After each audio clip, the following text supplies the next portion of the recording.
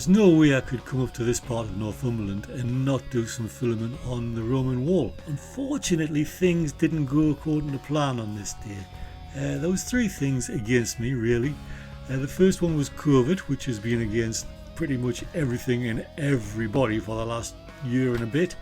But COVID means that you had to book in advance to all of the English heritage sites, all of the museums, the famous Roman forts. The second thing that went against me was one of my memory cards for my camera was faulty. I didn't know this until I got back home and downloaded all the film and then found that I was missed loads, especially loads of still photographs. Still, never mind. The third thing was one of the batteries that I had in my cameras wasn't holding a charge, so I popped in a fresh battery, started filming, and all of a sudden it died. But let's carry on regardless, as they say, and let's do a bit more filming around the Roman wall.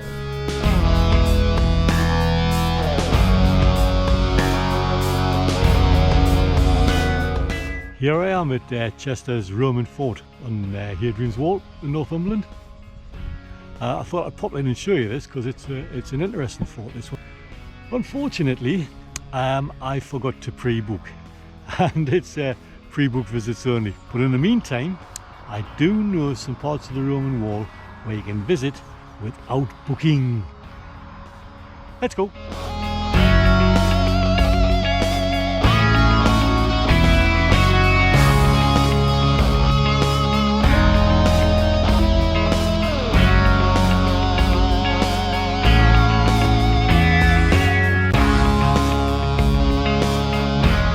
From Chester's we headed west along the military road, the A68. Remember that lovely road? Well, this part of the A68 is called the military road. It's a Roman road. You can pretty much tell it's a Roman road because it's very, very straight. You know what? I think these Roman engineers, they missed a trick. If they had put a few more bends in, it would have been much more interesting. You know what I mean? But anyway, heading west along the military road to a Mithriac temple.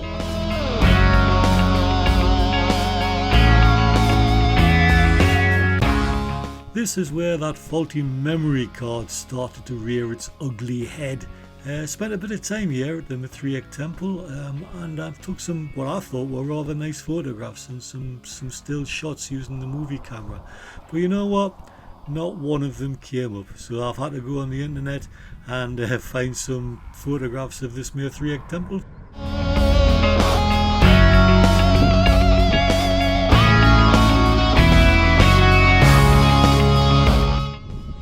So that is the Mithriac temple, Temple to Mithras, the god who killed a bull in a cave. So the Mithriac temples tend to be underground. It was a popular religion for the soldiers, centurions up here on the wall. There are a few Mithriac temples around.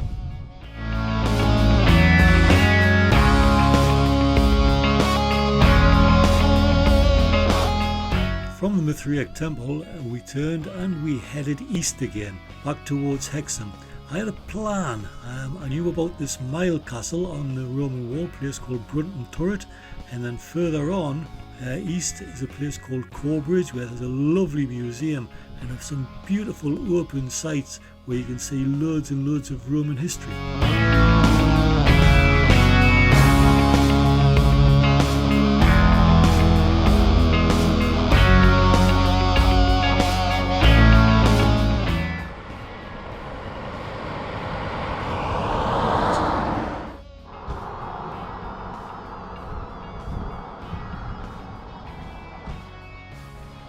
Welcome to Brunton Turret on the Roman wall in Northumberland. Brunton Turret is a mile castle. The Emperor Hadrian, who lent his monarch out of this wall, monarch out of this wall, is known as well as the Roman wall is known as Hadrian's wall, because that was the man who had it built.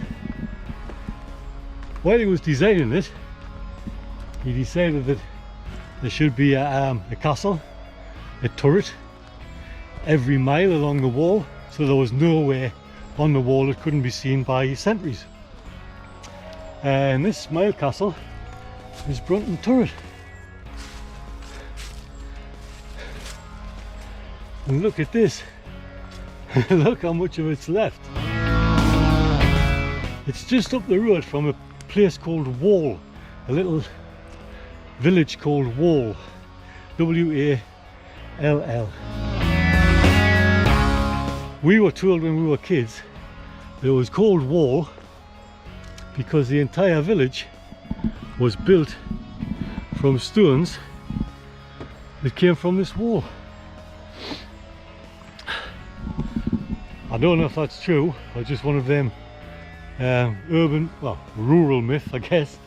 But there's certainly houses in Wall with a lot of dressed stone from the Roman wall, as inscriptions on it, masons' marks, bits of graffiti from the Roman soldiers, and are in people's houses in Wall.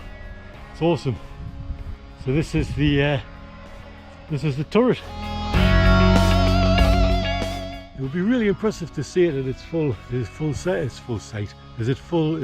size. But there are reconstructions around the area, like Vindolanda, for example. But one of the good things about Brunton Turret is actually the way that the stones have been robbed. You can actually see how it was built, with the small rubble-like stones in the middle and the dressed stones on the outside. Very similar to a dry stone wall, except they used lime mortar. It wasn't dry stone. But whatever they did, however they built it, they must have got it right, because it's been up for a little while now.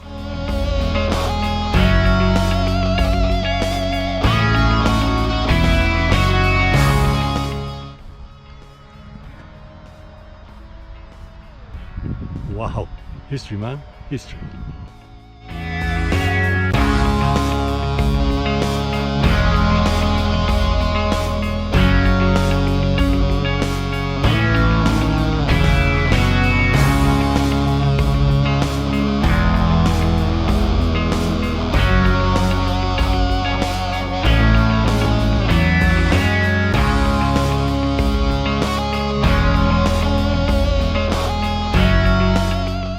Undeterred, and I must admit totally oblivious to the technological problems that I was having, we headed towards Corbridge. This is Corbridge here, just going to turn left across the bridge, and then the Corbridge Museum and the Roman site is to the left here.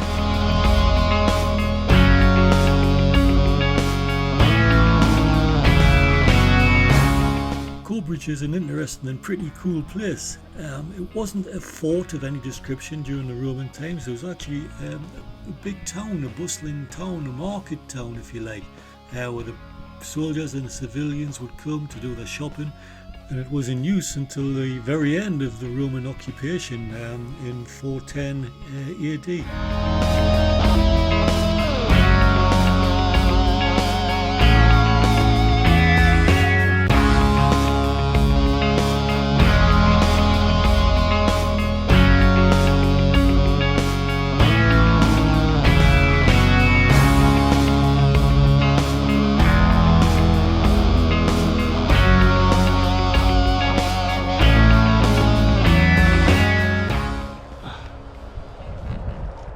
Well, this is Corbridge Roman site. Of course, stop at them, as it was known in the Roman times. And this has got a nice museum, and the Roman fort is quite easy to see. It's all been. And this is where the technological gremlins came back. The battery had died. I didn't notice. It was brand new in at Brunton Turret, and the battery just gave up, and I never even noticed. Hey ho. So this is some photographs from English Heritage, and to be fair, they're probably better photographs than I would take anyway.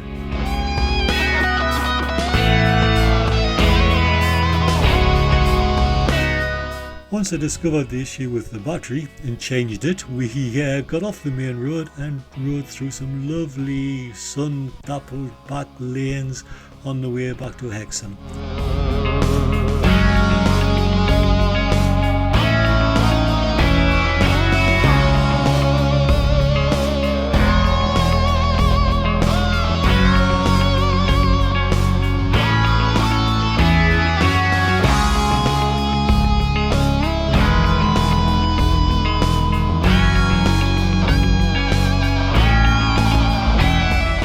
coming back into Hexham, if you look over the top here, you can see a beautiful view down into the valley where you can actually see Hexham really well.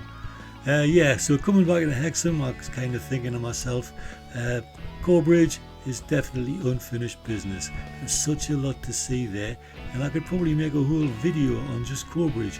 So that's the plan. I'm going to come back and make a whole video of Corbridge. Watch this space. But for now, park the bike, go to the bar, have a beer.